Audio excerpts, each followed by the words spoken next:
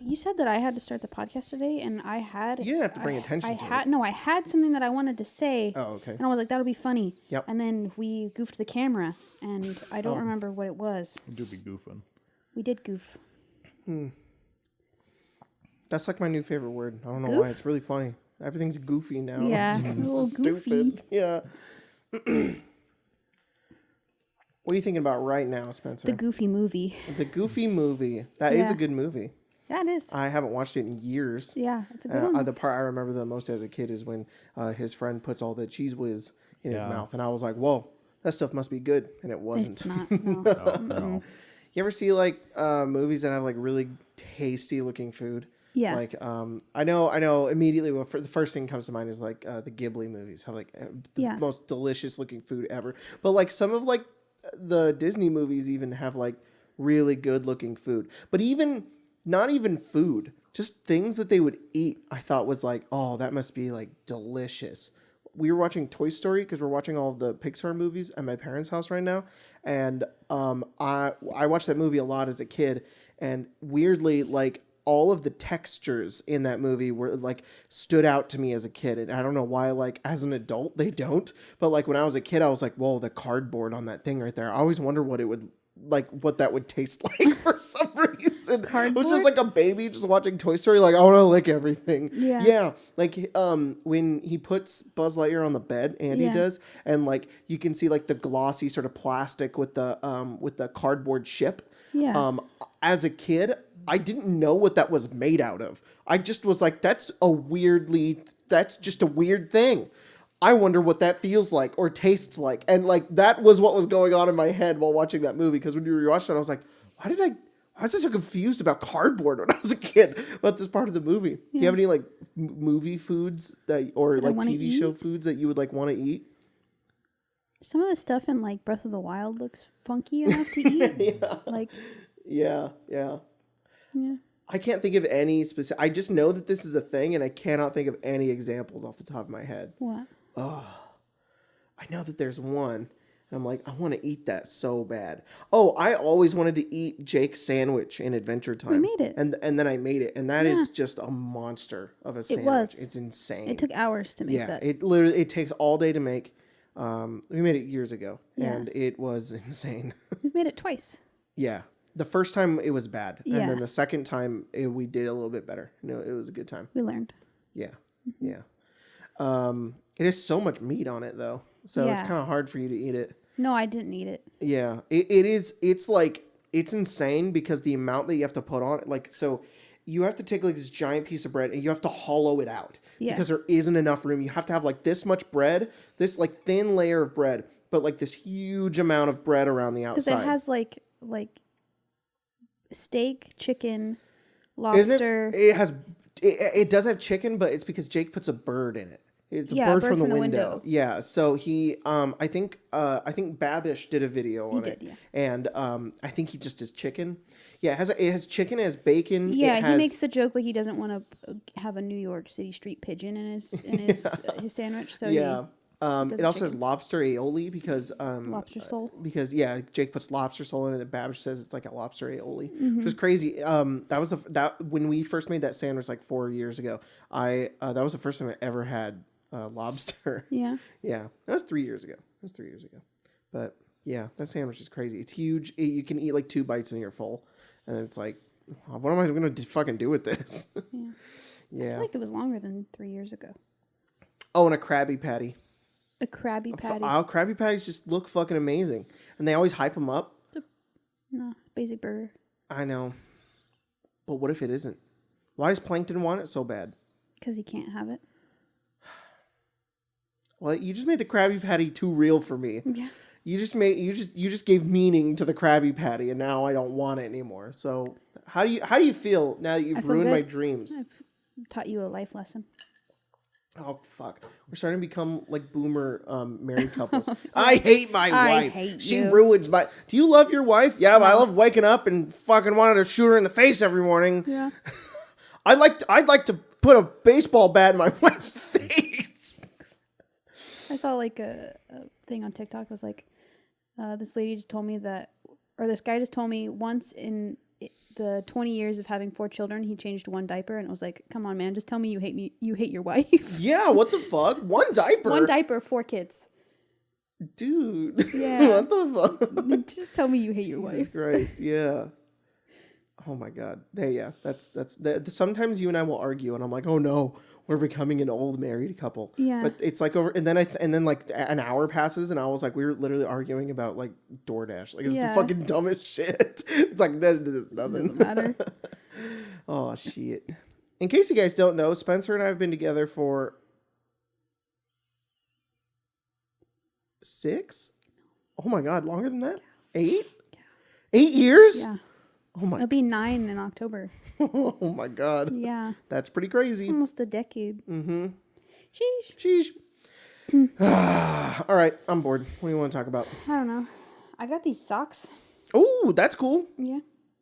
Are those Grogu? No, those are frogs. The frogs. I believe it's the frog that Grogu eats. That's because they are Mandalorian. They are socks. Mandalorian socks. Yeah. They're like Christmas. I want to talk about Book of Boba Fett, but Craig hasn't watched it. Craig, you love it so much. Here, I have an hour. So put on his baby sensory video. Yeah. He can sit in the corner. Cocoa Melon. No, not the Cocoa Melon. I refuse to let our baby watch Cocoa Melon. We talked about this already. Yeah. I'm not fucking talking about this. All right, y'all. We're gonna jump into questions. Before we started today, I really liked. If you guys haven't watched No Land Hand yet, it's a show on Arcane Arcade that Craig and Mia do, where they talk about. At first, I was very confused. I was like, "Wait, what are we talking about?" You. And I was like, "Oh, you." Craig and Mia talk about Magic the Gathering, and we did a Commander game last week, which was pretty fun. Well, we did it 2 weeks ago, but we uploaded it last week. Yeah, and it was great. And in case you guys haven't watched that, they have this really cool thing on there where they do a Commander of the day, and they talk about a certain card every day. And I was like, I like that idea. I'm going to steal. So next week we're going to start doing probably like a D&D monster of every episode of the podcast, and we'll talk about it. We'll probably do it around the end because I think that's fun. So, and we're going to do all the additions. Like, there may be a monster on there that, like, we don't even know. So I'm going to set up, like, a little random generator thing that Craig can have. We'll pull it up, and we'll do something with it. So cool. It should be fun. Okie dokie. I got to switch accounts here because I was on my main account. Oh, he's got 2 accounts. Wow. Yeah, well, I got 2 Twitter accounts. 2 Twitter accounts. I just want you guys to know that today I wrote in the tweet, the podcast today is sponsored by Joe and Secunda. Show your support by asking questions with Arcane Launch Podcast. And I put this picture of Thanos. I was in the line at PetSmart to get this new litter box. And I was just typing that shit. And then I looked up and the lady was like, I like your mask because it's Critical Role. And I was like, oh, cool. All right. And then we left. Good day. So our first question, totally not biased, comes in from Two Gnomes in a Trench Coat, who does not say a question. He just demands. No. He just has demands. No. Sorry, Spencer. Jacob, it is time for the rant about Frodo slander. Okay. It can't be stopped. We're doing it.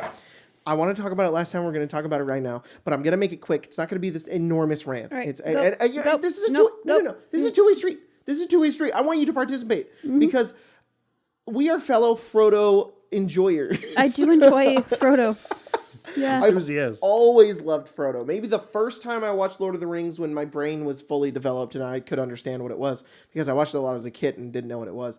I was just like, those Nazgul are pretty scary. Yeah. No, actually the Nazgul never scared me. The part that always scared me was when Frodo falls face first into the lake of dead people. Yeah. That always scared the shit out of me for some reason. But anyways, so there was a tweet like 2 weeks ago where somebody, I don't know who they were, sorry, they're like verifiers, I don't know who the fuck they were, where they had watched Lord of the Rings and they had did a little drawing and it's like the Chad Sam and like the virgin Frodo, and I was angry and I responded on it and I said, I will defend Frodo with my fucking life, and then they responded, are you Frodo? Are you Sam? And I was like, hang on. So okay, let's get things straight. Let's get a couple of background things straight, okay? Sauron is arguably one of the most powerful beings to exist in Middle-earth. Number 2. I think he is. Yeah. Not? Number 2. The Ring is one of the most powerful things to exist in Middle-earth. Probably not. I know fucking, what's his name? Obscure Lord of the Rings facts guy. Yes. What is his name? I know his name. Don Marshall. That's his name. I know he's going to come in here and probably destroy me with facts, but he's not. I don't think he watches this, but I know I'm probably wrong. I'm just trying to make a point that the ring is really powerful, and Sauron is extremely powerful, and Frodo is not, and neither is Sam, and neither is fucking anybody. But the whole point you have to understand behind Lord of the Rings is that Gandalf, arguably the strongest member of the entire party, can't even fucking touch that ring, because if he does, he will probably be immediately tempted into taking it. Right. Even there's that, that scene where With like Galadriel. Frodo, yeah. Or even Galadriel, she just looks at it. Yeah. Fucking Denethor doesn't even see it. He just hears about it. He's already seduced. He already wants it. So, Frodo literally is like handing it to Gandalf, and he's like, "Don't tempt me. I can't take this thing." So this thing is, we know that this thing is extremely powerful, and Frodo is the only goddamn motherfucker who has the balls to go, "I'll take it to Mordor." And he is stronger than Sam in that aspect, in my opinion, because he has the courage to take on this task that he knows will kill him. Because that is something that comes up later, where Galadriel and fucking Elrond talk about that. Hey, Frodo thinks that he's gonna die, and that's why Frodo's so mopey the whole goddamn time, because he's like, I'm on a suicide mission. I know I'm going to die, and that's why he tries to leave Sam. That's why he tries to leave, because he doesn't want Sam to die. He knows that he's going to die, and he has taken it upon him to do this thing. He's taken an immeasurable burden to save all the people of Middle Earth. The second they get to okay, it's not the second. In the books, it's about a month or two. In the movie, they make it look like it's like a couple of hours. Regardless, when they get to what's the House of the Elves where Elrond lives? What is that? I keep thinking Rivendell. Yeah, I keep not thinking Lothlorien. Rivellon, which is divinity. I always think of Lothlorien. Lothlorien, yeah, Lothlorien's the other one. Yeah. When they get to Rivendell, Sam's like, are we ready to go home? He wants to leave. And Sam was like all for the adventure, but as soon as Frodo is hurt and like he gets stabbed and there's any sort of mortal danger, Sam can't deal with it. Sam wants his friends to be safe. And Merry and Pippin also share this sort of mindset where like as soon as it becomes too big for them, they don't have the courage to hold up to it, because that's who hobbits are. They're small people. They live in the ground. They like the simple things in life. Frodo, and later on, Merry does have the courage to bring all of the Ents together along with Pippin to, bring them against Saruman. They understand the world around them is bigger than just the Shire, which is their whole character and everything. But Frodo is able to do that after getting stabbed, nearly dying to a Nazgul, and waking up in Rivendell with all of these men and all of these elves and dwarves around him who are ancient and older and stronger than him. He's the one that says, "I will take the ring." He's so good. And that's the pivotal moment of his character. Yes, in the end, he does succumb to the ring, but there's context involved in that. He's in Mount Doom. Sauron thinks he's about to win, and in my understanding, what happens is that as soon as he puts on the ring, kind of in that area of Mount Doom, Sauron is putting all of his power that he has into finding the ring at this current moment. And Frodo's also like near dead. He's basically made it. And in the end, Sam is the one who basically saves him. He takes the ring and revives Frodo. But again, Sam has the ring. I think in the book it's a little longer. I'm not entirely sure, but in the movie it's not very long either. He has the ring for a short amount of time, and then when he is still a little reluctant to give it back to Frodo. And Frodo has the ring for so much longer, he does succumb to it, but much slower than Sam did in the way that I see it. So Frodo's fucking awesome. Yeah. All right, cool. Let's move on. I looked over at Craig, and Craig just went, and I was like, yeah, all right, cool. Yeah. All right, sick. Thanks, guys. Thanks for letting me get that one out. Well said. Appreciate it. Thanks. It's it's one of the only things I can talk about. I was about to talk about Dave Killer Baker of Bread, but before that, there's one more thing I want to bring up, and I brought it up before about Lord of the Rings. It's about small. Aragorn? It is about Aragorn. Mm-hmm. How he resists it. Yes. Yeah. I love that part so much. The part where he lets Frodo leave. Oh my god. When he's like, "I swore to protect you," I'm like, okay. So, no. So Aragorn, even though the last book is called The Return of the King, that's like his like ending for Aragorn. That is not like his heroic moment, and I think I've talked about this on the podcast before, but I think that Aragorn's most heroic, like the part where he becomes the king of Gondor, and he becomes like he puts the ranger behind himself, and he becomes like a person who's willing to lead, is when he's willing to die for all of the Rohan people in Helm's Deep. I fucking love that part. Everybody else makes fun of it because Legolas is like, they're talking in Elvish and he says, then I will die as one of them. And Elvish is like, damn, bro, why didn't you just say it in Elvish? Made me look like an asshole. But that part is just it's so important for Aragorn's character because he is a cool guy. Yes. So let's move on. Dave Killerbaker asks, how do you usually like to write for your games? Be it world building, plot, individual sessions, what rituals do you have, / what gets you into the mood? Spencer has quite a few rituals that I want you guys to hear about. What are you talking about? You have a lot of like pre-game rituals, like before. Oh, like before we play a game? Mm-hmm, more than I do. Well, because I'm very particular about like things. Mm-hmm. I have to sit in my same spot. Yeah. Yeah.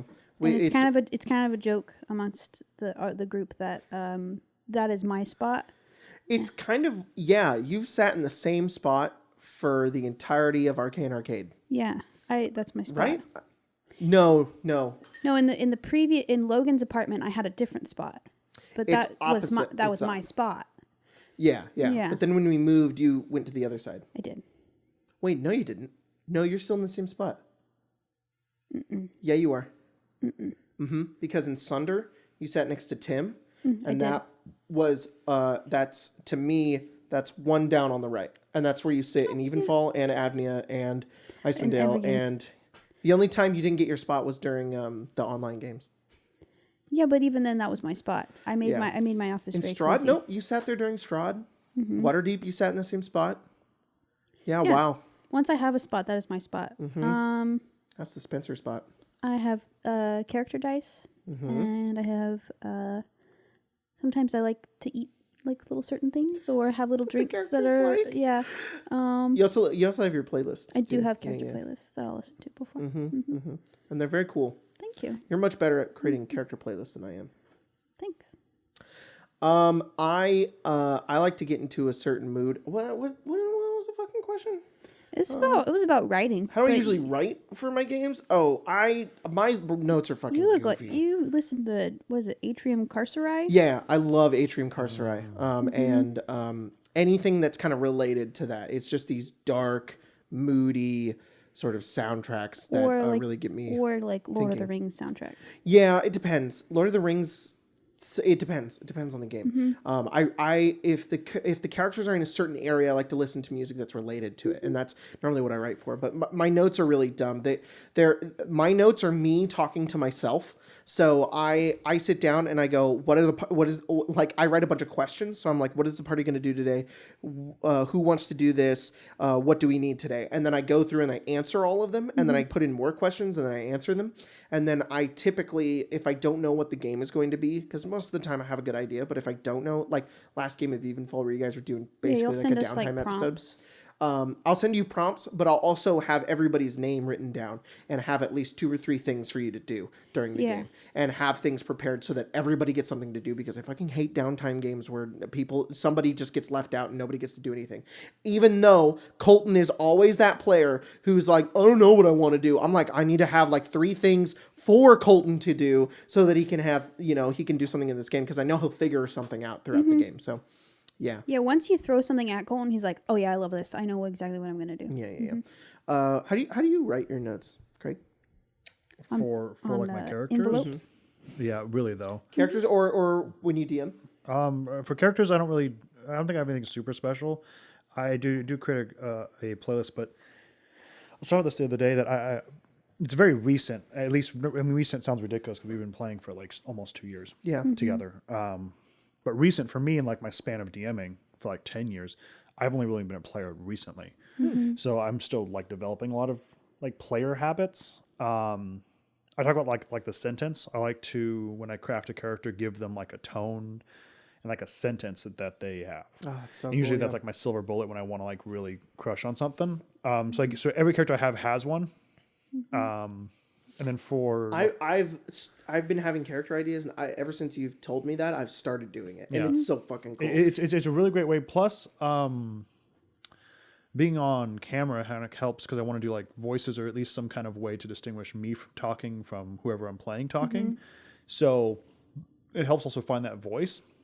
If I can say the line, voice actors talk about it when they have like a line they can try and pull back a voice from because it's all becomes muscle memory. So that helps me with Lazarus a lot. That's like cool. Say a thing and then my voice. I had that for a character that I played in an offline game for a little while. Tyler ran an offline like 3-4 shot outside of Avnia, and it was with a completely different set of characters.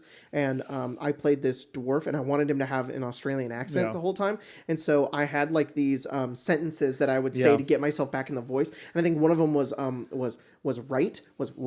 And I was like, okay, if I can say right, then I think I can get into the accent. And like that kind of falls into its place. Yeah. As a DM, a lot of bathtub, a lot of music, a lot of. But yeah, everyone jokes that when I was playing Cyberpunk a lot, and kind of my main like world building thing, the most important notes I had for anything would be on the most insignificant bullshit. And for the longest time, I had a coffee filter that I wrote on, and it had like the most crucial shit for like 4 years. And then it's like on the back of envelopes. Because at the point I was like, I have this idea, I want to write it all down. What is the closest thing I have? And then I have to fucking baby this napkin, dude. This fucking tissue paper I found. Random ideas come out of nowhere, and you're like, "That's great! I'm gonna lose it. I have to write it down." And like, if you just have to write that shit down. I think for me it has to be physical because when I DM, I may have like my iPad or my phone, but once it's there and I try and go into that channel, those are now inaccessible to me because the seconds for me to go into that document and try and find the thing that's relevant, that breaks my channel. So if it's on a tissue paper or something that's like just sprawled out in front of me, I can quickly look at it and go, oh, this unique piece of garbage that I wrote, this very specific thing, triggers something in my brain. That means as I'm talking, I can just throw it in. That's cool. But I don't know if I have anything else like that. Yeah, I used to try to write my notes really properly. Like when we were running the Questonomicon, I was getting into writing how the books are really written now. I was really getting into it. So my notes during that time were really proper and they're really nice. And now they're just back to being goofy. Like they're just dumb. Yeah. Like I still try to. I'm such a visual person that like I have to make everything look really nice. So like I have to have a title, and that title has to be bolded, and then below it I have to have other titles that are other things, and then highlight names, and then bold and italicized. So it's just this like colorful mess on like my Google Drive that like if anybody read it would make zero fucking sense. Like I'm gonna pull up. I'm interested that when I mean this will also affect Spencer, that when we do play online, if playing online and that small amount of responsibility we have does change how I then interact in writing my notes for a game. Interesting. So I did, I skipped a lot of this actually. I did like this bit right here, which was the roads in the Underdark, and I had every day planned out. I wrote out every single day. We got 2 days in, and we were halfway through the session, and I was like, I'm fucking skipping half of this. So we didn't get to the 3 other Sentinel posts I wanted to get to that had like little puzzles in them, and there was a crevasse and a Myconid colony, and I was like, yeah, well, we don't need to do this. It's fine. But like, then there's just like really important lore, just like, okay, the party needs to learn this. And then along the days of travel, the characters will start to experience strange hallucinations. And then there's just a link to the Far Realm effects table. And then the Elder Brain encounter, where I wrote like a lot of flavor text, and then and then like the 3 mind flayers are named Svel, Ralt, and Truzban that never came up, but in case it did, I highlighted it. Yeah. And then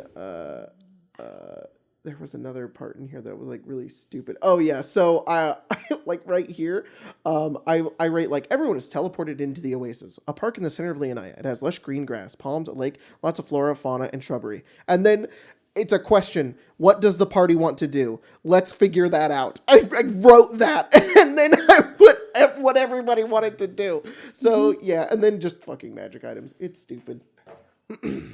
Yeah. Yeah. I think if you DM'd and you did your own homebrew campaign, your notes would just be so clean and so easy to read. Maybe. What's going to happen when you DM? What happens to your spot? Does someone sit in it? Does someone not sit in it? Do you put like You have to DM from that spot. From that yeah, spot? from that spot?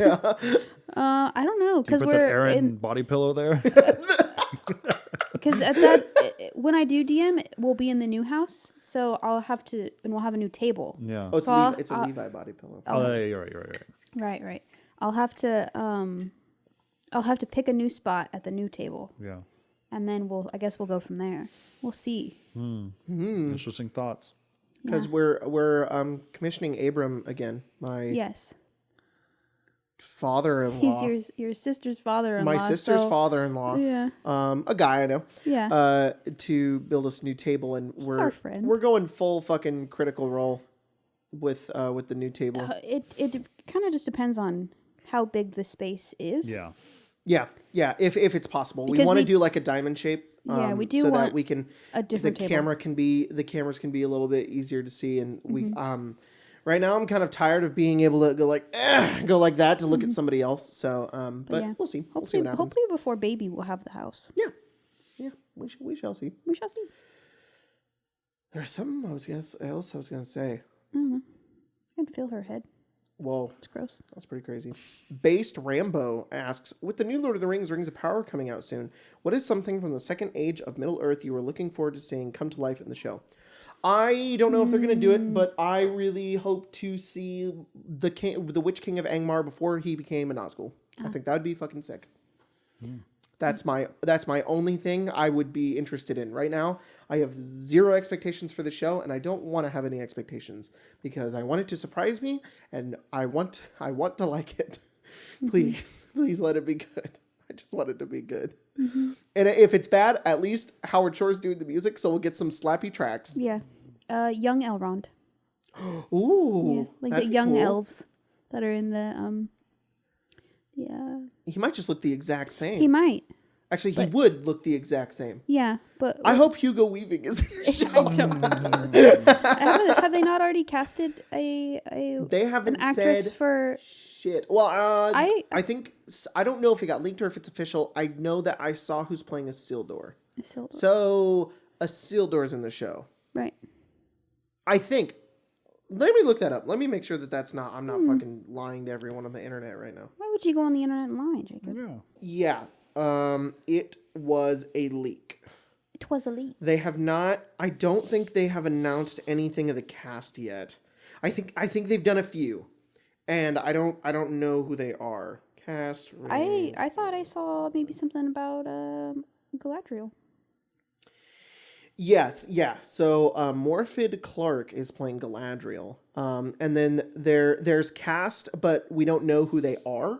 So there's a lot of people who are supposed to be who are named in the cast, but we only have 4 so far: Galadriel, Tyra, Beldor, and Orin. Some people think Isildur is going to be in the show, but that would put it really close to Lord of the Rings because that would be during the War with Sauron. Well, it's still like 2,000 years. That is true. Yeah. That is true. That would mean that. Wait, hang on. I don't know if the Nazgul are Nazgul yet. I don't think they are. I'm gonna stop because I don't fucking know if I'm my Lord of the Rings history is right now. So I think it'd be cool to see Isildur, but I hope it's further back. Right. Anyways. Anyway. I hope we get to see Gollum's little butt cheeks. Do you think that we could make that happen? He's not alive yet. Can we see the origin of his loincloth? I think that'd be fun. Yeah. Do you guys think that'll be in the video game, the Gollum video game? I don't want to talk about that. I hope The horrible looking Gollum video game where the animation looks like it's Coco Melon. It does look. It really does. It looks so bad. and you think it's gonna be a quick time event to like resist the torture when they yeah. Don't say Shire Baggins. Press X. Yeah, press X. Hold X to drown Frodo's parents. Oh. But that's a conspiracy theory. That's just a theory. A gay theory. More Props Art Cosplay asks, would you be all right with me making a cosplay of Damon? Oh my god, yes, I'm okay with that. Holy shit, that's fucking cool. If you had to pick an actor to play your characters in live action, who would they be? Oh, I like this question. Idea. I like this question. You already know Farron's Colette. Oh, yeah. Yeah. I can't think of her name right now, though. She's the lady in Rosamund Pike. Yes. Yeah. I don't know. I have no idea. Rosamund Pike as Colette, because that's who I based Colette off of. I don't know enough real life people to make that kind of decision. Can you just animate it for me? Yeah. I have always said for Damon that Jason Momoa would be perfect. That's good. Yeah. That's pretty good. If Jason Momoa was a little pudgy. He just had to be. He can be built because Damon's still built. Doesn't he have a little bit of a tummy? He did when he was younger. Maybe it's still there, but he hides it under all of his. Under all of his armor. Yeah, under his cool inventions. Thick old sweater you bring to school all the time. His cardigan sweater. I just want to see. I just want to see Jason Momoa just play the. There is a cat trying to enter the room. Even though my man says an 18 intelligence. Do you know who could play Lazarus? Michael Reeves. Yeah. No, wait, that's not his name. Who plays Alfred in Batman? I don't know what his name is. What's his fucking name? I know who you're talking about. We talking about the Christopher Nolan one? Michael Caine. Oh yeah. Kajira. That's pretty good. I don't particularly care for these fucking 10-towners. Right. You got a piece of pepper in your teeth. Other side? Right there. I can't even see it from over here. I can. There you go. Pepper. Yeah. It's still there, but I think you're just gonna deal with it. I think that would be funny to think about like characters, but do with different voices. I think that is enjoyable. Mm-hmm. Yeah. Mm-hmm. Yeah. We can't save all of them, Kazira. Immolation. We have to be making better choices. Right. I want to kill that fucking bird. I don't know who this bear is. Just kind of found me. I'm missing my face. I will have Jacob play Michael Caine as Lazarus. I can't think of anything more to say. No, that's all right. That's all right. I'll have to create a better robust WikiHow for Ryan Reynolds can play Jace.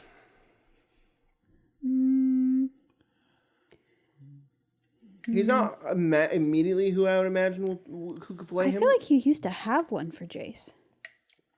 Did I? I feel like you did. Well, I don't remember. Neither do I. Who could play? I thought Charlie Cox can play Eugene. Sure. Yeah. Doesn't really look like Eugene, but you could play him. He does a little bit. Maybe. Blind. But Charlie Cox himself is not blind. Sometimes I see videos of Charlie Cox and he can see. He can see, and I'm like, what? What the fuck? You can see?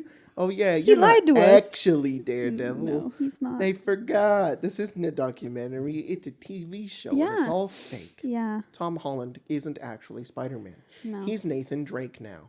What the fuck? That movie, I can't tell if it looks good or not. You know what? I don't care if Tom Holland is Nathan Drake. I don't give a shit. I really don't. Why is Sully? What is that? Mark Wahlberg? Is that who that is? No. I don't know actors. Not Mark I told you I don't know enough real people. It's not Marky. It is Mark Wahlberg. It's Marky Mark. It is. Yes, it is. Why is Sully fucking Mark Wahlberg? wow. Ridiculous. He's old. Yeah. Sully's old, and that's his only personality Yeah, trait. I've only watched you play those games, so I don't really have like That's any. the thing about Uncharted, though, is you don't have to play it. You can just watch it. Yeah. It's cool. Yeah. Which is why it's like probably a really good video game to turn into a movie. But why is Sully not old? They didn't want to hire some old guy to do stunts. Michael Caine could have been. Yeah, he could have. Master Drake. When you jumped out of that plane, it was pretty fucking sick. All right. I'm done being Michael Caine. Okay. D. Diggs Graves asks, how do you keep your characters or words... Whoa. How do you keep your characters or worlds separate and unique without having them blend together? Hang on. I make them blend together intentionally. Yeah, I know. Coming from someone whose characters are a blended up smoothie. Also, when you read my name, can you say ha more like D's nuts? You gotta add that at the D. start. Diggs Graves. More like D's nuts. I thought that's $5 on his Fiverr. You better right now. How do you keep your characters or worlds separate and unique without having them blend together? What do you like? I don't understand. I don't know. Maybe like feeling like all of your characters are like the same, like they do the same things. Oh, I see. Or like they're kind of all from like the same like past. Yeah. Well, is the problem that people are like, oh, you play the same character too much, or is the problem that you want to play something different? Because if the issue is the first, then fuck them and do whatever you want. Mm-hmm. If the issue is the second, then take the character you just played and do everything the opposite. And see it as like a challenge to yourself. Mm-hmm. That's it. That's my only advice. I I don't ever play. I I agree only with you. TM. I all of my characters are related, so I try. So I try to give them unique things about themselves, even though they're all related to other people, because they're all different people. It upsets me how good you are at storytelling. Oh, thank you. You are very good at it. You're very good at character personalization. You're very good at making things complex and coming up with character motivations. Yeah, what did you tell me the other day? You couldn't have just let this be simple? Yeah. Yeah, we were talking about the bastions. yeah. And it was just really frustrating because I wanted an easy answer. And there is no easy answer because they're unfortunately complex and well written. Thank you. And you won't fucking... I won't let you make Eugene a simple character. You can kill him, though. If we do another book, you're writing in it. I'll write more this time. She said it. No, she said it. You told me this morning that I had to. Yeah. Yep. Guys, he's holding me hostage. He's making me write the book for him. Craig, how do you not make your characters end up like a smoothie? They're all very different. I'm That's very true. lucky. As I said before, I haven't really had a lot of opportunity to play characters. And when I do play in like games, unlike Jacob's games, I'm very stingy about it because I don't know how to say this. I guess I'm just kind of uppity. If I sit at a table goofy. and I'm like, I'm going to give you just a cookie cutter idea I want to play with. Mm-hmm. But and then that's not so much from the last couple of characters I'm about to make that I just put my whole heart into it sometimes. That's cool. And I've been very lucky that I only have to pay 3. And one was a character already built and another one was planned obsolescence. Yep. Yeah. And It was supposed to go. Yeah. In the early days, Spencer, we memed on Spencer a lot for playing. You didn't. I didn't? No, you didn't. No, because I knew you liked it. Everybody, I guess, memed on Spencer for playing the Drow Rogue because No, just rogues. just rogues, and they mostly kind of were similar in personalities. As it went, they weren't, but like that was the big meme. And it's just we're this many years in, and you were the rogue paladin Stan. Yeah. And that is what you play now. I honestly can't play rogue. I forgot how to. You forgot how to play rogue? I forgot how to play rogue. I was playing Kia and was like, this was so simple. That's why I played it It's for because so you're long. experienced at D&D now, and rogue is Yeah. actually kind of a boring class. It is. Yeah. It is kind of boring. To be honest, and now that I'm thinking about it, it could be because all the characters I've built are characters I've brought in and then remixed. Oh, cool. So like a lot like Baron being young Baron, so I made him old. Oh, and cool. then Tiff being Hexblade. Traumatized. Yeah. Yeah. always something like that. And then Lazarus is a little different, but I wanted to play off a character that doesn't do exactly the same thing. I was going to bring another character I really like and then remix it, but then like I remixed it so hard it became something else. Yeah. So it could be that. It could be because of just I don't. I play the same character, but because I play with different people, I get to tell different aspects of their stories. I had trouble with Damon for a little while because I was playing him really stupid and goofy and dumb. And I've talked about this on the podcast before, but like when he went to moving into online, I don't like how I played Damon because I was trying to compensate for the loss in energy on the stream. Because we moved to online and everybody was kind of like the energy was low, so I was trying to keep the energy up, and in turn I played Damon way too over the top, and that's not who his character is, but oh well, that's there now. Mm-hmm. Damon's just he just had a lot of coffee those couple of games. He was just sucking it down. So now I'm actually playing him how I want to play him, which is good, but I also fall into the trap sometimes of like, I made this complex character and then 5 games in, they're like, oh, they're just Jace again. And like, that's always really hard because it's just me. It's my personality. It's how I like to play games. And it's sometimes difficult to always assume the role every time you sit down at the table. And that's okay. And sometimes you don't have to be perfect. And I do a live stream on the internet that a bunch of people watch every week, and none of us are perfect. And that's just how it be. No. And characters can bleed together because they're you. Yep. It's hard to separate them when they're all you. There's a little bit of you in every single one of the characters, and D&D becomes therapy. All right. Lint Gravy asks, hey Jacob, you mentioned last time you're a fan of Attack on Titan. I am. I'm an Attack on Titan enjoyer. I really like the soundtrack. Are you anime only or caught up with the manga? I am anime only because I have ADHD. Also, hi Spencer and Craig. Hello. Are you Attack on Titan fans too? Yes. Yeah. I have an Attack I on liked Titan. the first season a lot, and then I struggled with it, and I haven't come back to it yet. But I've seen a lot of stuff for the newest one, and all like the cool like rumbling ship, and that's like really sparked it. But I had a problem with the fact that everyone became Titans. Yeah. I was like, that kind of takes away from like Aaron becoming this cool ass like hot Titan. And I don't like. But his Titan's hot. I don't like the one with the beard. And then apparently the new season they give his little Titan beard a trim. No, they just draw him different. So it looks like he has a giant beard, but for some reason the new artwork has it trimmed. It's like, who's trimming his Titan beard? Some giant head shears. Yeah, who's doing that? And yeah, so I mean, I would like to, but I'll probably go back when it's done because this new shit looks cool. Yeah. It do be looking slapping. Any thoughts on how an Attack on Titan D&D setting might work? Okay, so if you want to do it inside of D&D, I've thought about this before, and I did it for like one game. Yeah. You could very easily run a game where like these villages and cities live inside these like walls. If you want to do more like season 1, season 2 stuff, which I think is much more like D&D style, anyways. And you have like these rangers and maybe wizards who like fight against giant fucking flesh golems. Not giants, because giants are smart. Yeah. Maybe they're different or something like that, but like the Titans would eventually just be like flesh golems, which would be pretty cool. So I don't know, if you got some ideas there, go for it. I think it'd be fun. I do enjoy Attack on Titan. I know you do. Yeah. I was just answering the question. Oh, I thought you already said it.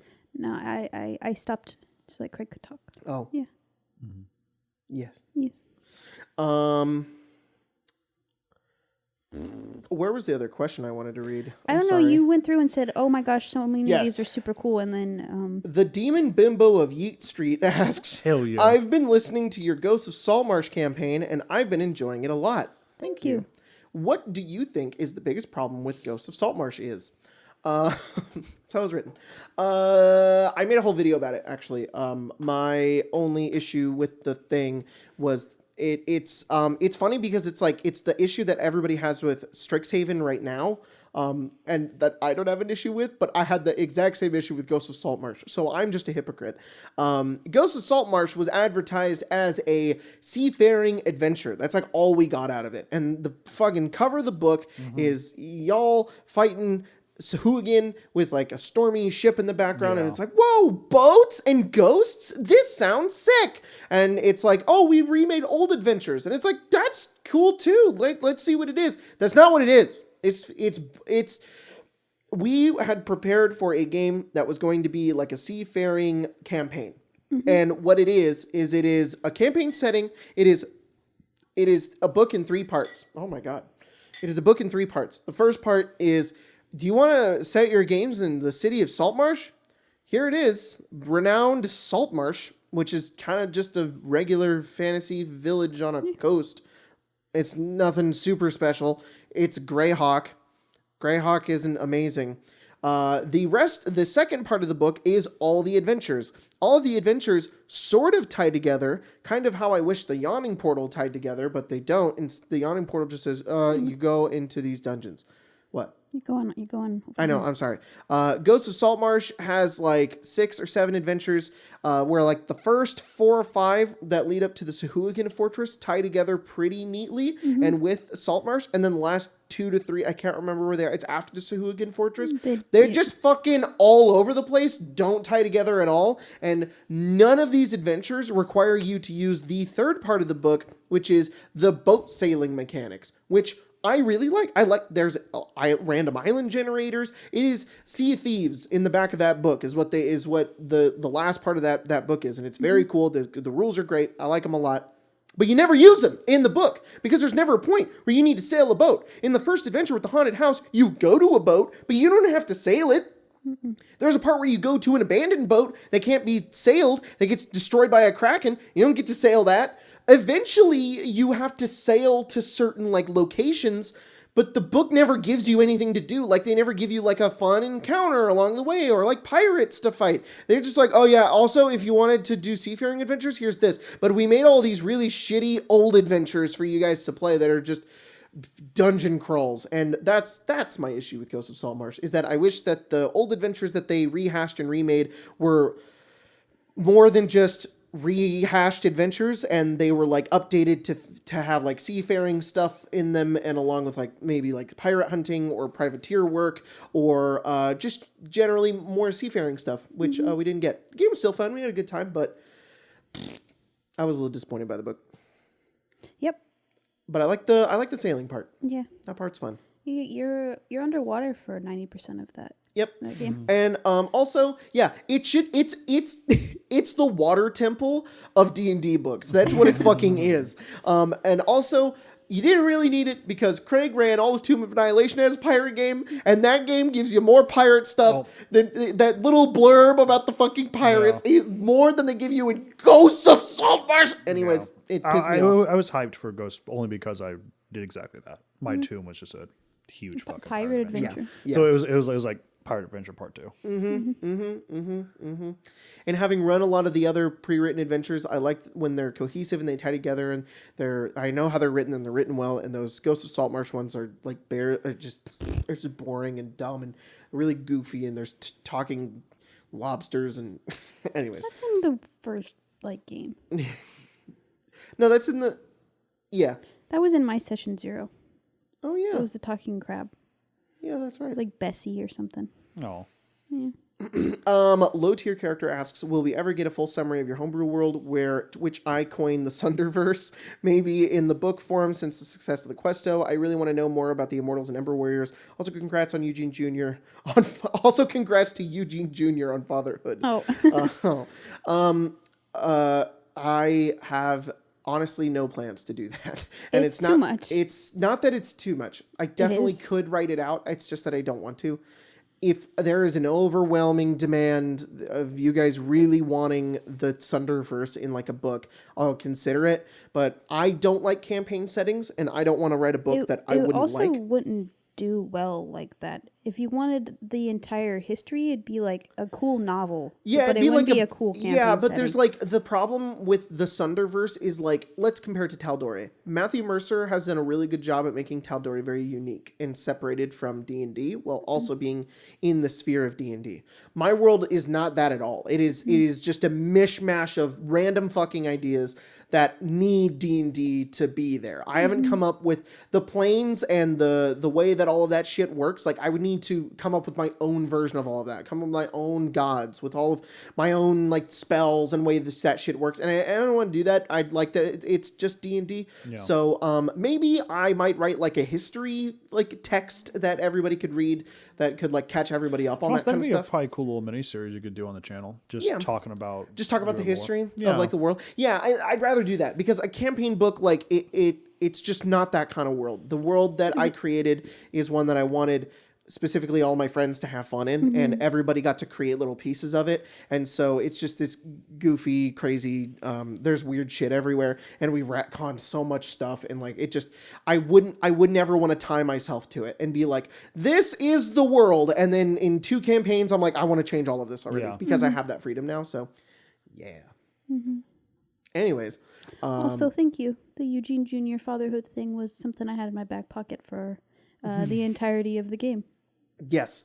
I have been waiting for that for so long. The Eugene Jr. fatherhood. I'm going to be honest. I didn't get it when I first heard that part right there, but now I understand because it's Philip. Yeah. It is Philip. Yeah. Yep. We've had that since before Strixhaven, but like when we did the Strixhaven one-shot, Spencer was like, can I play Ronin? And I was like, okay. It was pretty fun. And and it was funny because like I thought people would get it. I really thought like, because I was going to say his last name, I was going to call him Mr. Adalia at one point and be like, okay, people are going to figure it out. Be like, wait, is it Kia's last name is Adalia? That has to mean something. But nobody ever got it. And we were like, oh shit, this is fucking crazy. So yeah, pretty cool. Big Greg asks, what's your favorite coin and why? Also, what's the deal with airline food? I like gold coins. Oh, like in game? Like dimes? No, it doesn't specify. Just coins. Yeah. I like the ones in Bossing Say where they're kind of that whole punched out. Oh, those are cool. Those are pretty cool. I like those. I like the Skyrim septums. I don't know what that is. That's the coins are called septums. Oh, they have Uriel septum on them. Oh. Yeah. I don't think I have a favorite coin. Maybe like a $50. Yeah, that's pretty neat. Cool. That's pretty neat. That's cool. All right. You said septum and it threw me off. I really wish we'd stop putting presidents' heads on coins that don't have heads anymore. All right. That's I'm just saying. Y'all did. Abe, get out of here. The ball for my septum piercing fell off. I don't know where it went. That sucks. Yeah. I was there when you lost that. No, I got another one. And you lost it again? Yeah. When you had me come in here to help you do something, and I went and sat back down on the couch, and it was gone. Don't know where. Sometimes. Chobin Hood asks, in Evenfall, what the fuck? Adventuring is outlawed, and the group had to come up with a cover story for why they're traveling. But wouldn't the truth have been easier? That they're caravan guards whose shipment got waylaid by a dragon and they're looking for new work. Yes. Yeah. We're a D&D party. We never picked the easy option. Yeah. It's funnier to be a band. Yeah.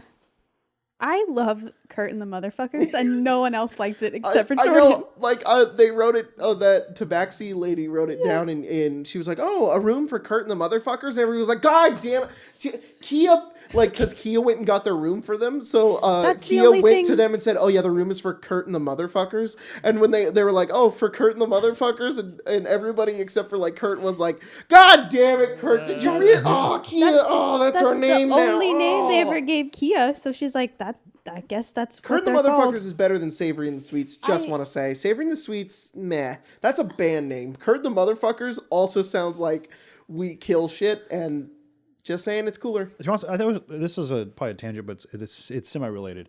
I do like that all of your groups have names. Because even though like we played, like we talked about that, my Schultz, your Sunder, were about the same amount of hours, but never had a name. Never had a name. And that was the first campaign of 3 which we did. Because we had the second campaign after that. And then we did your guys' Kalamashon. And we've never had group names. You got to make them do it. That's the thing. It never comes up naturally. To be honest, it was just never something that we ever thought about. Like, really? I guess we saw Vox, but it was like, that's like their thing. But no, we just never thought about it. But I was like, that's really cool that all you guys have that thing. I like games and parties to have like identities and like and because I like to refer to them and I like to think to them in my mind. So that I mostly try to force it onto them because I like it. I came up with Immortals. That was just the name of the game and the name of the party. So that was just came how up went. with Ember Warriors too. Ember Warriors That's what people started calling us. Well, yeah, I came up with that one too because it was your reputation. They had saved a bunch of slaves from the elemental plane of fire in the city of Brass, and all of those people started calling them the Ember Warriors because they had come to the elemental plane of fire and saved all of them. So, and then in Sunder, what did you guys? You guys were the Wanted Wanderers. Yeah. Marshall came up with that one. No, it was Angela. Really? It was Angela. Wow. Yeah. That's cool. That was just a cool one. I was like, that's Marshall wanted to call us Turk and the Tall Boys. No, Tim did. No. And then Marshall was like, yeah, we should be called that. Okay, maybe that sounds about right. Bellix came up with the name. That's right, yeah. And it was fitting because everybody in that party was wanted. Yeah. For one reason or another. Mm-hmm. Whether you were being hunted or you were paid off. Yeah. Or something like that. You were just, that was it. And then I gave you guys so many opportunities in Evenfold to come up with your name, and it's just been... It's been a challenge. Nobody's come up with a better name since Current the Motherfuckers, and that's what you guys are coming down as. All of my characters have thought that that's hilarious, and that's a great name. If we're a band, it's a great band name. If you guys could have killed the Dancing Sun Babies and been the Dancing Sun Babies. Why would you do that? I don't know. I created another adventuring party who was also a band, and they were called the Dancing Sun Babies, and like from the second of their existence, it was an immediate rivalry. Oh, no, yeah. And I was like, of the few Evenfold streams I've caught, that's one of them. Yeah. For sure. Kurt was instantly like, "We hate them. We don't talk to those people." I think in Tesseract we named ourselves the QTs. Yeah, we were the QTs. What did that stand? It was Q and T. What was that? I don't remember. It was the quality something. It was like the quala. I was like T was Tesseract. And it was the Q. It was. I don't remember what it was because we had the Tesseract. Yeah. So we were. That's fun. We were the QTs. I don't remember what you were the QTs. Yeah. And yeah. Oh yeah. It was dumb. It was real dumb. It's very fun. Yeah. My conspiracy theory is that they will rename the Mighty Nine if they ever do a show on them. I don't think they will. Oh no way. It's my conspiracy theory. Yeah, no. They definitely won't. No. You don't think so? God, no. What else would they call them? Okay, then this is just a me thing. I don't like their name. Oh, I know that's you fine, don't. but like that, no way, because that whole series has that through line of that being their name. Yeah, that's Nine true. showing up everywhere unintentionally. Like, that's right. It ties into the end. Yes. Like right. Matt makes it tie into the end, but like no joke, 100 episodes, 9 just keeps popping up. Yeah. Completely That makes sense. unfucking. That makes sense. All right. Yeah, I like it more that he tied it into the end. But initially, I was first watching it, I was like. I feel the opposite. I think Vox's name is really shit. But like Mighty Nine, super strong. Because it doesn't. It's just like an inside joke. It's like an out of game, out of player insight. It's because every time they roll a 9, they go 9, and they're like, that should be our name. Yeah, but it's not though, because they actually have an in-game thing about it. What was it? Like every time they show up, they go, "Where are the Mighty Nine?" And like, "Where are the other 2? Or where are the other 3?" Yeah. Like, well, they're just doing something else. Because the point, Yasha, Molly, Yeah. Ford, Jester, Yasha, whenever they were gone, that's the thing. The Mighty Nine would never complete until at the end. Oh, okay, that's true. When the full Mighty Nine manifests. Yeah, all right, that's true. You don't have to like it. Well, yeah. I mean, because you're entitled to your opinion. Like, but I think I do like it now because because of that, and because of the way that it tied into the Eyes of Nine at the end, it became good. Well, and it became very cool. But the initial reason behind it was just kind of like I like it when it makes sense to like the story of the game. You know, it's kind of just like a meme, and that's fine if they want their name to be a meme or whatever. But I don't know. Vox Machina just sounds cool. I don't know. You know the shits. They should have just been the shits. Yeah, I would still hated it more. Yeah. I thought how cool it was that they just do this flippant thing. Like the thing is, the Vox, they had to name themselves something because of an in-story event. Not necessarily the same way that I think the third campaign's like in this spiral of we have to name ourselves because we've created a trend that we now have to do. The Mighty Nine didn't feel like either of that. It was that it came up, it was organic, and it was something they all fell in love with.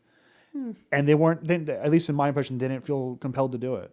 I think this third campaign right now, they're like, name yourself something. Yeah. Please, we have to have a brand, and you're memeing it. Colin 2, he asks, who are Joe and Secunda? Well. You want to answer that one? Do it to him. We'll tell you when you're older. Hell yeah. Yeah. What's in that genre jar? Did someone rob us? It was so light. No, you're No, just I think heavy you're getting now. stronger. Yeah, that's like the they talk about like that mom power that can lift a car. Yeah. Yeah, that's what That's you just it. did. You just experienced it. Right. Yep.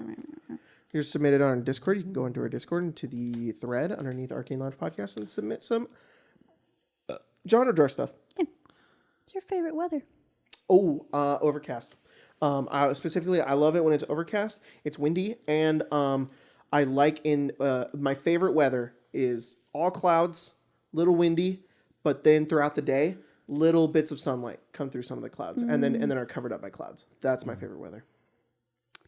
Especially you can see every little piece of the clouds. They're all different colors. Like some of them are darker, some of them are lighter. I love the weather of like it's when it's kind of sunny and cloudy on one side and there's a dark storm on the other side. That's also like my favorite weather. That's my favorite weather. Mm-hmm. I like cloudy and when it rains. Yes. Yeah, same. We never Twilight get weather. rain, so it's gotta savor the rain while we have it. I like when it smells like rain outside. Yeah. Yeah. I like a lightning storm too. We had a couple like real bad storms like the last couple of years, and they're always super great. Yep. People in Florida and Louisiana are like, no, stop. Not the storms. We live in California. It's fucking dry, and whenever we get rain, we're like, Maybe we won't burn down this year. Yeah, it's so fucking hot. Please, It's so please. hot. The pavement, it burns. Oh, we already talked about this today. What is it? Fan cast your PCs. Oh, yep. Sorry, we already talked about it. We talked Good about question. it. Good Thank question. you. Go back 30 minutes. Through it? Shit. Top 5 feats. Ooh. Just like feet. Is it FEET or FEAT? I don't know. Which one do you think it is? I hope it's FEAT. Yeah. Oh, okay. All right. It's not just our favorite feet. Yeah. All right. I like that you'd have an uneven amount of Spencer, feet. can you show us your socks again? Goofy. You nasties. I love the telepath and telekinetic feet that they made in Tasha's. I think they're fucking awesome. I don't have top 5 because I can't remember all of them, but those two are very cool. I'm having a lot of fun with Keen Mind. Yeah. I really like Keen Mind. It's not a joke. I might take linguist again. You Dude, should. that's I might take it really again. funny. Piss away both of my goddamn feet from linguist again. Languages. Just take comprehend languages, Greg. No. Just take it. No, I won't take that or Goodberry. I will double feed in the linguist. I'm not going to make fucking berries. Yeah. I don't need to eat. Why would I feed you fuckers? These are disgusting. I'll give him all the blasters. Last time I did, he got constipated. No, He ate them all. he ate 10 berries in one day. Oh my god. What fate do you like? I said Keen Mind. Yeah, is there another one? Skulker. That's a good one. Yeah. Skulker's cool. Oh, and I like Mage Hunter. Mage Slayer. Mage Slayer, yeah.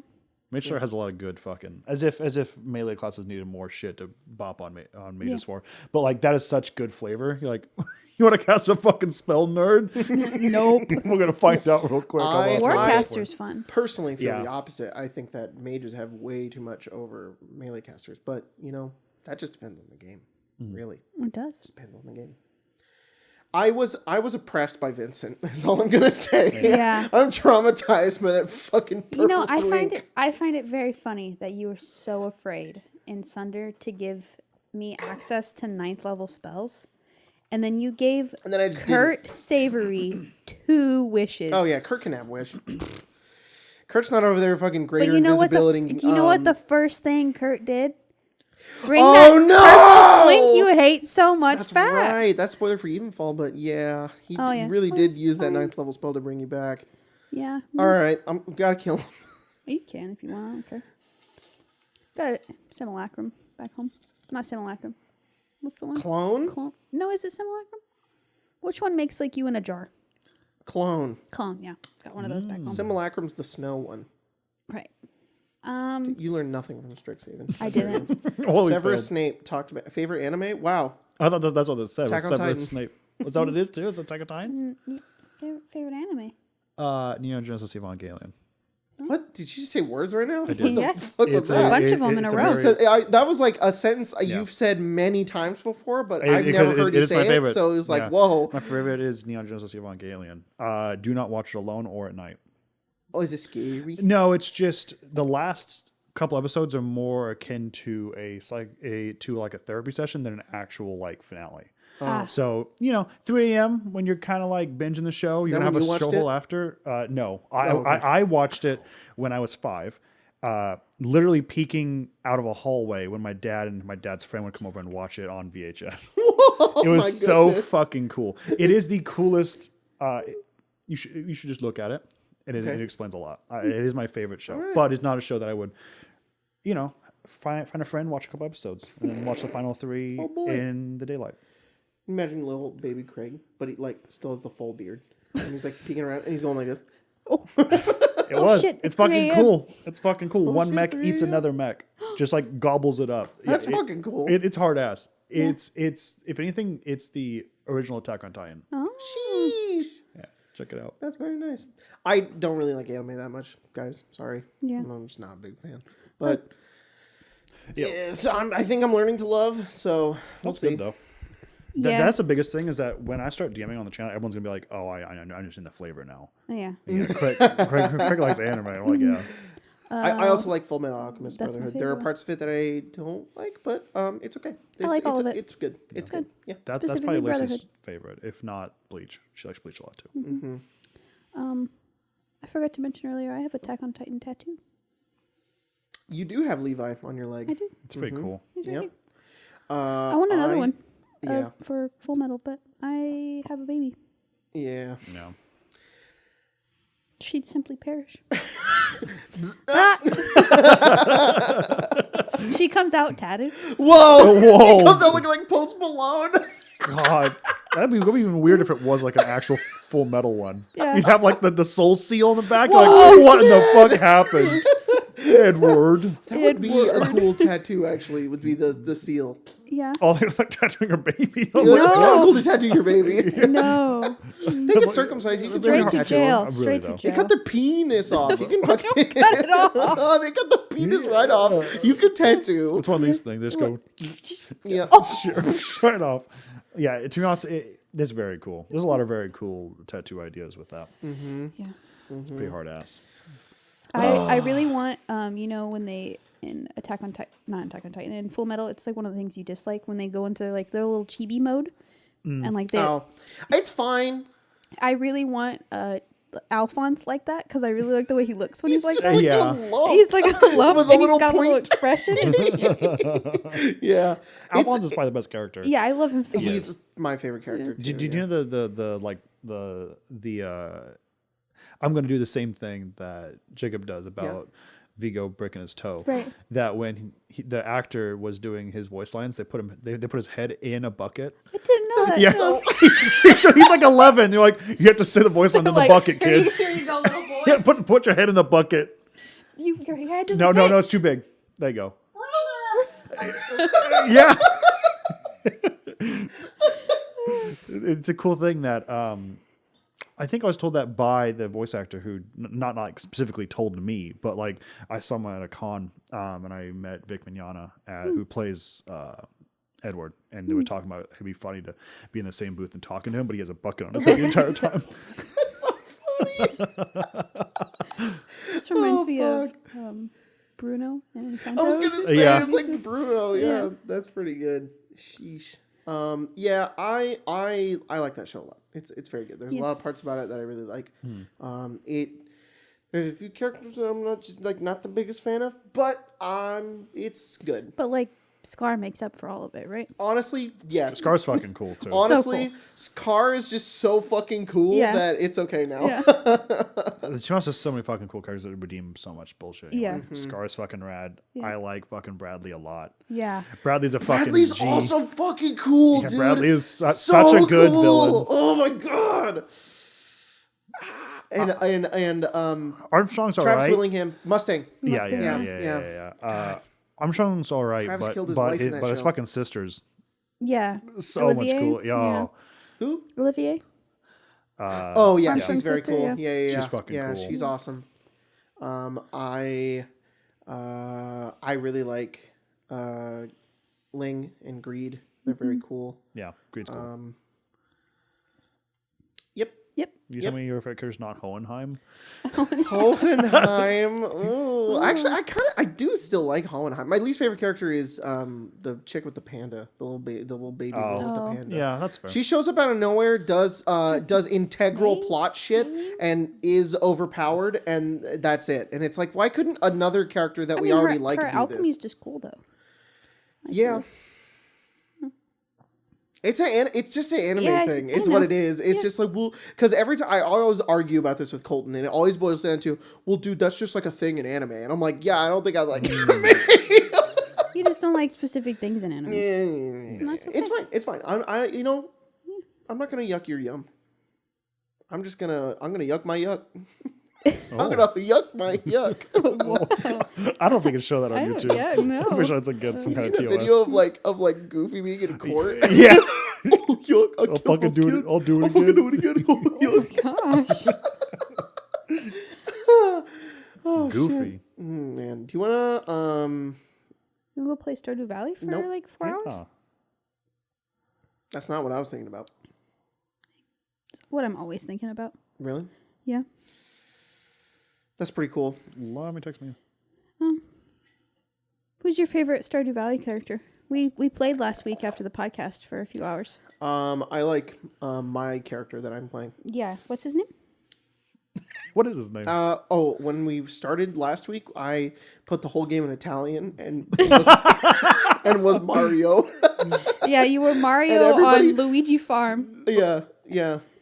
And everybody was like, it was really weird. When Mayor Lewis gave me my farm, he was doing this the whole time. Yeah, Yeah. They The animated little it. sprite. Yeah, his little sprite. He was like, I was like, whoa, concerned ape.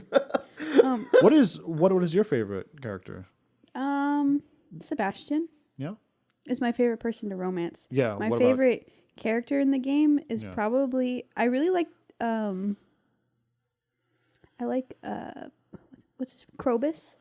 I was say like he's probably my favorite too. Yeah, It's Krobus. he's his little sweetie. I don't know enough about the characters to have a favorite one. I think. And then I like Vincent, who's one of the little kids in the town. Mm-hmm. I like the wizard because Oh, he just and shows Gus. up. He just shows up. You get high, and then you never see him again. Yeah. And I fucking hate Mayor Lewis and Peter. I hate both of them. Why do you hate Mayor Lewis? Because he's a terrible mayor. He is. Is that it? Mm-hmm. Okay. Also, if you're gonna love Marnie, you should not have to love her in secret. And I know it's on you because Marnie wants to be with you. You could just be with her in public. But he's like, no, my reputation. Does he have the big old house because he sold out to JoJo? Oh shit. I don't know. He could. Also, Lewis Gate. there is a bit in in the later game where you find out that Lewis has a solid gold statue of himself. So it's like you had a solid gold statue of yourself. Funny though, but the city is so run There's down. so much worse shit he could do. Like he could have moved his funds offshore. He could have embezzled. He could have put money into but NFTs. him having a solid gold statue is the equivalent of Stardew Valley's moving his money offshore. That's true. And then It's kind of funny. he though. always makes things like other people's problems. Okay. He blames the run down part of the city on Pam, or all the trash is other people. Fucking like- Mayor Lewis. Yeah, he's like them youths. It's like you caused this. Stardew Valley. And then you were a Pierre just sells your stuff and then says that he did it. And it's like, Yeah. you didn't grow this. I did. you're a one part farmer, one part adventuring miner, and one part village heartthrob. Lewis?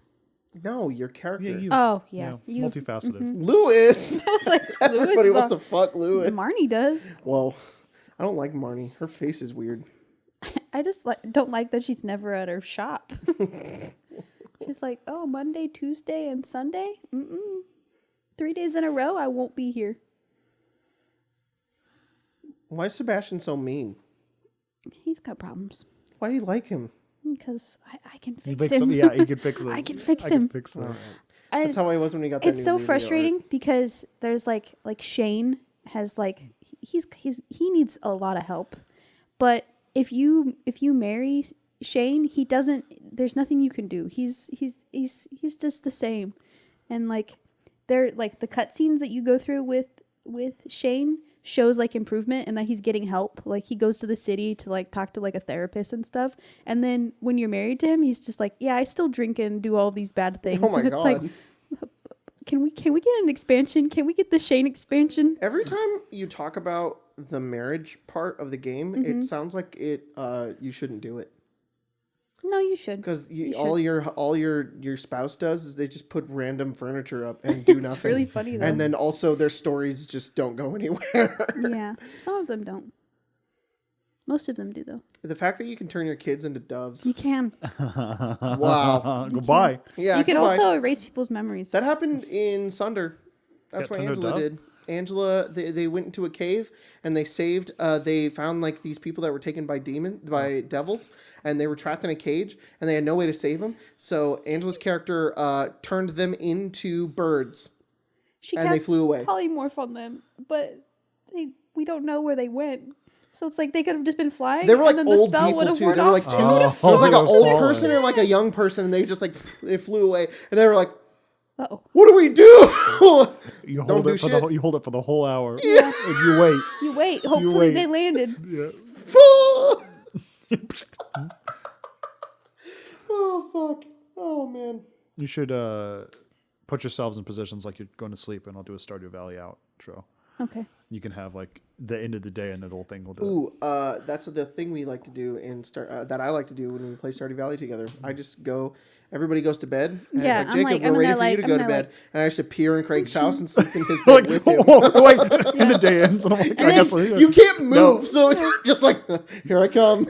The first night that we played, Mia got lost and couldn't find her house. She passed It's just like she'd come into someone's house. Oh, this one's not mine. He could have just slept in my bed. We didn't know. I go to Honk Shu in Stardew Valley. I go to Honk Shu. I kind of look like I'm dead.